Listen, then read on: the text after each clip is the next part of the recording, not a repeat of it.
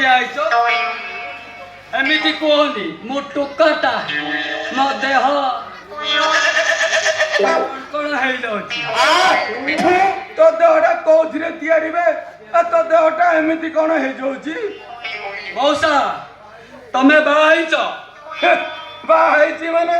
ସେଟା ଚାରିଟା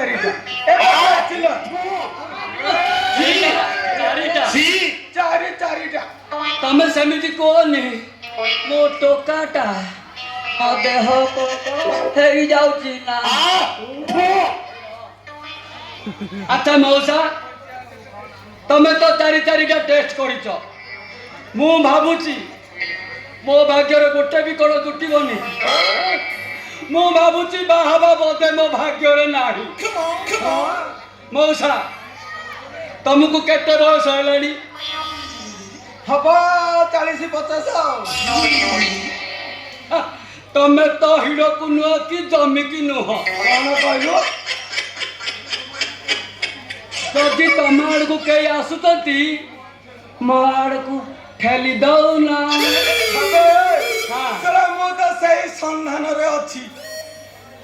ମାନେ କଣ ପାଞ୍ଚାଳି ହବ ନା କଣ ସେଟା ମୁଁ ପାଞ୍ଚାଳି ହେବି ପାଞ୍ଚାଳି ଚାରି ହେଇଛି 5 ହବ ରହିବ ଗୋପାଳ ପୁରା ଟେନସନ ନାହିଁ ଏବେ ତୁ ପିଲାଟା ବେ ସେଟା ତୁ ବୁଝିପାରିବୁନି ଇଏଟା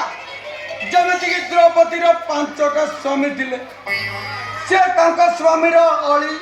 ସମ୍ଭାଳୁଥିଲେ ସେଥିପାଇଁ ସେ ପାଞ୍ଚାଳି ହେଲେ ଏବେ ମୋର 4ଟା ଅଛନ୍ତି ଆଉ 5 ନମ୍ବର ସ୍ତ୍ରୀଟା ଯଦି ମିଳିଯିବ ତାହେଲେ ମୁଁ ପାଞ୍ଚାଳି ହେଇଯିବି ଆଉ ଓହୋ ସେଇଥିପାଇଁ ଖାଲି ମୁଣ୍ଡରେ ପାନିଆ ବୁଲଉଛ ଆଉ ରଖିଦେଇଛ ବୋଧେ ଆଉ କେତେବେଳେ କିନ୍ତୁ ମାମୁ ଯୋଉ କାମ ପାଇଁ ଆସିଛ ସେ କାମ ଆଗ କର ମୋର ଡ୍ୟୁଟି ଅଛି ଦିନରେ ସିନା ମୁଁ ରେଷ୍ଟ ନେଲେ ରାତିରେ ଡ୍ୟୁଟି କରିବି ତମେ ସେମିତି କୁହନି ମୁଁ ଟୋକାଟା ମୋ ଦେହ କଣ ହେଇଯାଉଛି ଆଚ୍ଛା ତମେ କୋଉଠି ଡ୍ୟୁଟି କରୁଛ ମେଡିକାଲରେ କି ଡ୍ୟୁଟି କରୁଛ ଏଇ ଲଗାଲଗି ତମେ ସେମିତି କୁହନି ଲଗାଲଗି କଥା କୁହନି ଜମା ମୁଁ ଟୋକାଟା ମୋ ଦେହ କଣ ହେଇଯାଉ ସେଟା ମୋ ଭାଣିଜୀ ଏବେ ନୂଆ ଜଏନ୍ କରୁଛି ସେଲେନ୍ ଦେବା ଇଞ୍ଜେକ୍ସନ ଦଉଛି ଆଉ ବ୍ୟାଣ୍ଡେଜ କରି ପଟି ଗୁଡଉଛି ତମେ କଣ ବ୍ୟାଣ୍ଡେଜ କର ମୁଁ ତ ମନେ ମନେ ସେଇଆ ଖୋଜୁଛି ଆଉ ତୋର କଣ ବ୍ୟାଣ୍ଡେଜ ଦରକାର କି କହୁନୁ ମୋ ଭାଣିଜୀ ପ୍ରାଇଭେଟରେ ଯାଇ ତମ ଘରେ କାମ କରିଦେଇ ଆସିବ ସେମିତି କୁହନି ମୋ ଟୋକାଟା ଘରେ ଯାଇକି ଦେବେ ତମେ କହିଲେ ତମ ଘରେ ଯାଇକି ମୁଁ ଦେଇଦେଇକି ଆସିବି ମୋ ଟୋକାଟା ମୋ ଦେହ କଣ ହେଇଯାଉଛି ତମେ ମୋର ସେବା କରିବ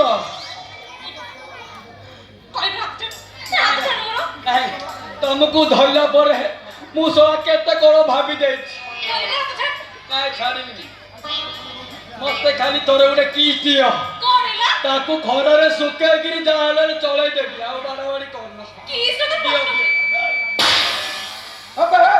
ସିଏ ଘରେ ବୋଉ ହବ ଇଏ ଘର ଲୋକ ଯଦି ଦେଖିବେ ତାକୁ କଣ ତୋ ସହିତ ସାରା ଚାକରାଣୀ କରିବେ ରୁହମ ତାକୁ ଦେଖିଲା ପରେ ମୁଁ କେତେ ସପନ ଦେଖିଛି ଶୁଣ କାଲି ରାତିରେ ତ ନିଦ ହେଇନି ଭିଜା ये होठ तेरे प्यासा दिल मेरा लगे अपना मुझे तेरा चमके बरसा दे तुझे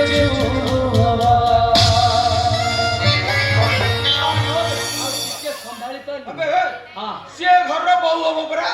ସେଟା ଯଦି କିଏ ଦେଖିବେ ତା ତାକୁ ଚାକରାଣୀ କରିଦେବନି? ତମକୁ ଧର୍ମ ସହିବନି।